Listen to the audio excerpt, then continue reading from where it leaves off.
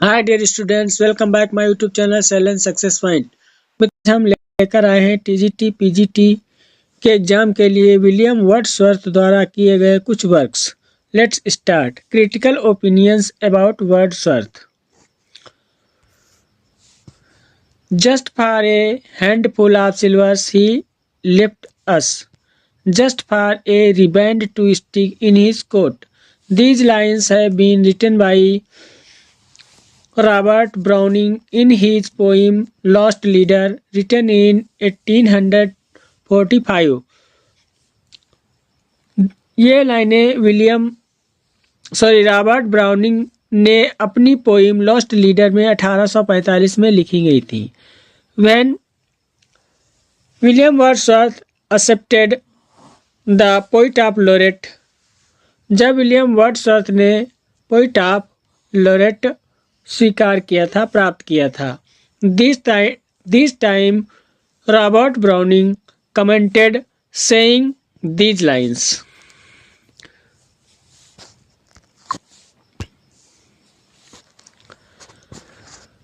I see in Wordsworth the natural man rising up against spiritual man continually.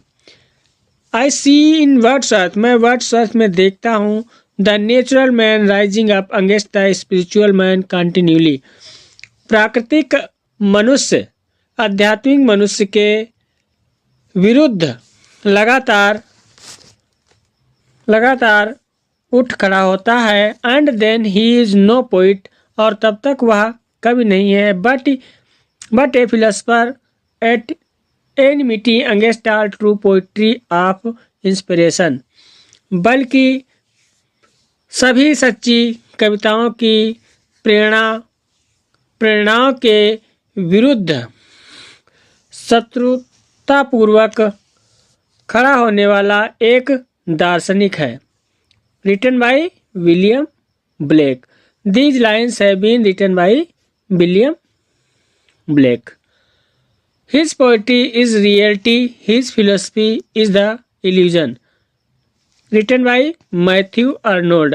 Matthew Arnold wrote his poetry is reality. उसकी poetry वास्तविकता है। His philosophy, उसका दर्शन, is illusion, भ्रम है। Wordsworth was an ever-enduring man. S T. Coleridge ने Wordsworth के विषय में ये लाइन लिखी है। Wordsworth was an ever enduring man.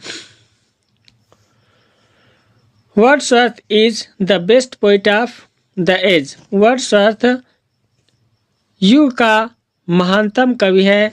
I feel my self a little man by his side. उसके पक्ष में मैं स्वयं को एक तुच्छ आज मनुष्य समझता हूँ। Written by Coleridge. S T. Coleridge ने this lines has been written by S T. College.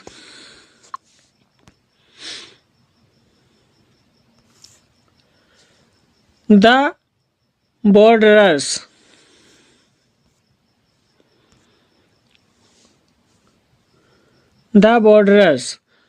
Wordsworth wrote his only play.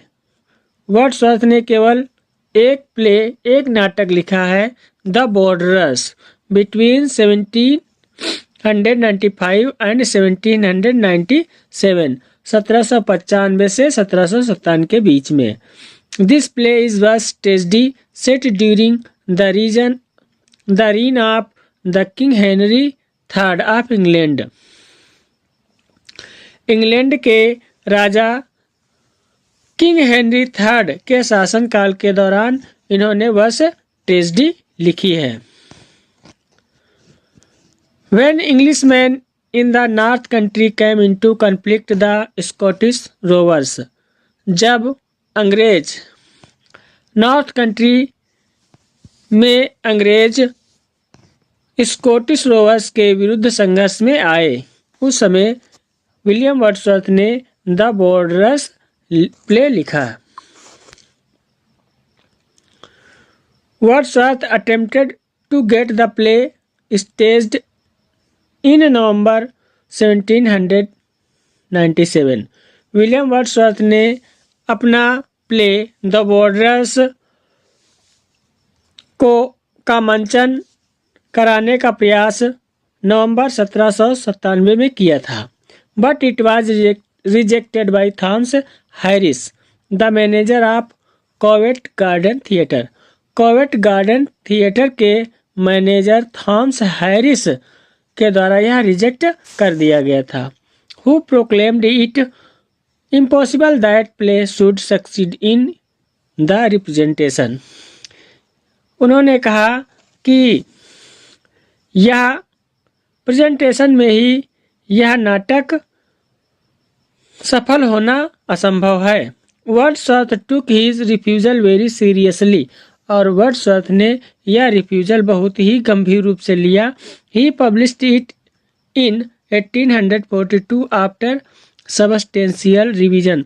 पर्याप्त संशोधन के बाद 1842 में उन्होंने द बॉर्डर्स को प्रकाशित करवाया। The prelude. His poem is known as the prelude or growth of poet's mind. Poet's mind. This poem is known, यह poem the prelude या growth of poet's mind के नाम से जानी जाती है। The prelude is an autobiographical poem in blank verse by Wordsworth। और the prelude एक ऑटोबायोग्राफिकल पोइम है जो ब्लैंक वर्स में विलियम वर्ड्सवर्थ द्वारा लिखी गई है। This poem was intended to be the introduction first part of the long 3-part epic and philosophical poem रेक्ल्यूस।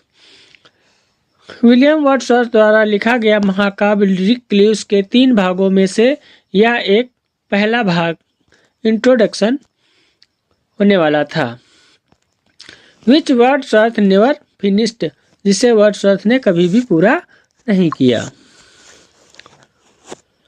Wordsworth began the prelude in 1798 at the age of 28।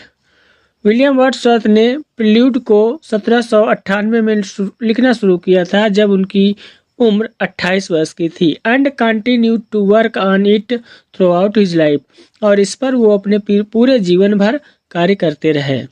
Wordsworth never gave it a title, और Wordsworth ने इसका कभी भी title यानी शीर्षक नहीं दिया। He called it the poem to Coleridge, और उन्होंने इसे पोइम टू कॉलेज कहा। And in his letter to Dorothy, और अपने पत्रों में डोरोथी को लिखे गए अपने पत्रों में इन्होंने पोइम टू कॉलेज कहा। Wordsworth refer to it as the poem on the growth of my own mind, और उन्होंने the poem on the growth of my own mind के रूप में इसे संदर्भित किया है। The prelude was published in 3 months after Wordsworth death in 1850। Wordsworth की 1850 में मृत्यु के 3 महीने बाद इसका प्रकाशन हुआ था। The final name to the poem was given by Wordsworth widow Mary Hutchinson, और इसका अंतिम नाम वर्ड्सवर्थ की विडो यानी विधवा मैरी हटचिसन के द्वारा दिया गया था।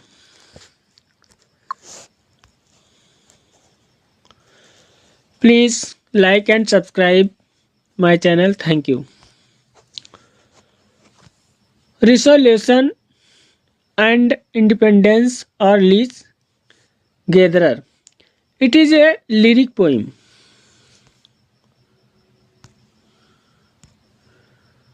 Resolution and Lease Gathering,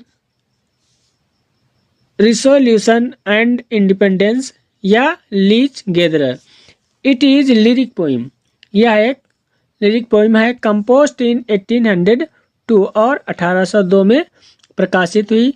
and compost की गई लिखी गई है 1802 1802 में एंड पब्लिश्ड इन 1807 और 1807 में पब्लिश्ड हुई है।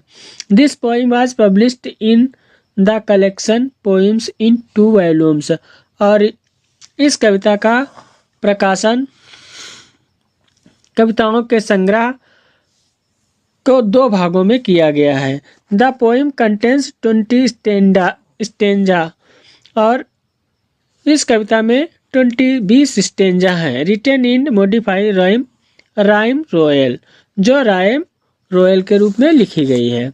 The poem describes Wordsworth encounter with a leech gatherer near his home in the Lake District of England. England के लेक डिस्ट्रिक्ट में उनके घर के पास जब उनकी मुलाकात लीच गैदरर के साथ में हुई थी, इसका वर्णन किया गया है। The world is too much with us written by William Wordsworth. The world is too much with us is a Petrarchan sonnet. The world is too much written by William Wordsworth is a Petrarchan sonnet. William Wordsworth द्वारा लिखा गया the world is too much with us एक Petrarchan sonnet है।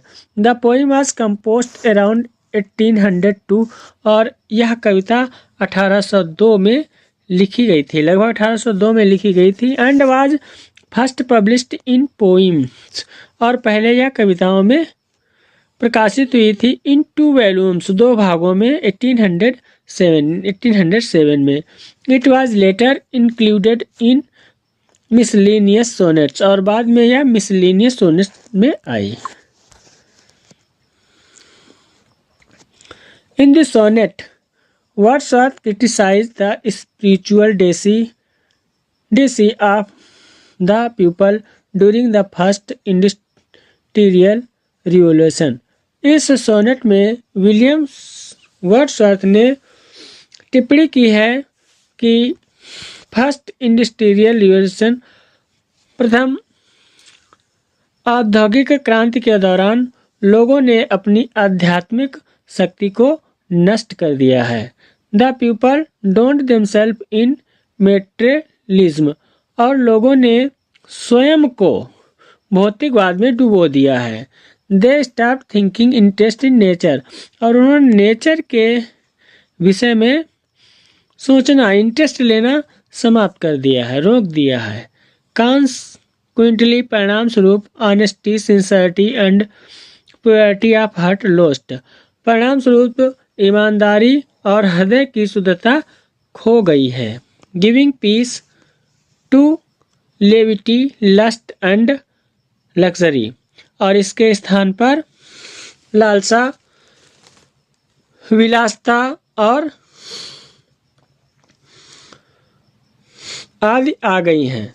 जिन मित्रों ने अभी तक हमारे चैनल को लाइक और सब्सक्राइब नहीं किया, कृपया लाइक और सब्सक्राइब करें। धन्यवाद।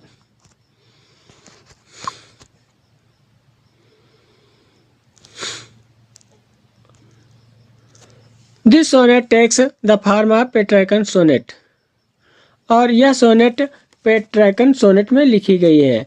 The sonnet is divided into 2 parts. यह सोनेट 2 भागों में डिवाइड की गई है। एन एक्टिव यानी ऑक्टेव में यानी 8 लाइन्स, ऑक्टेव में 8 लाइन होती हैं। एंड सस्टेट सेक्सेट में फाइनल 6 लाइन होती हैं, 6 लाइनें होती हैं। The rhyme scheme of the sonnet is octave follows the rhyme scheme. Octave की राइम स्कीम होती है A B B A and the sestet follows the rhyme scheme of C D.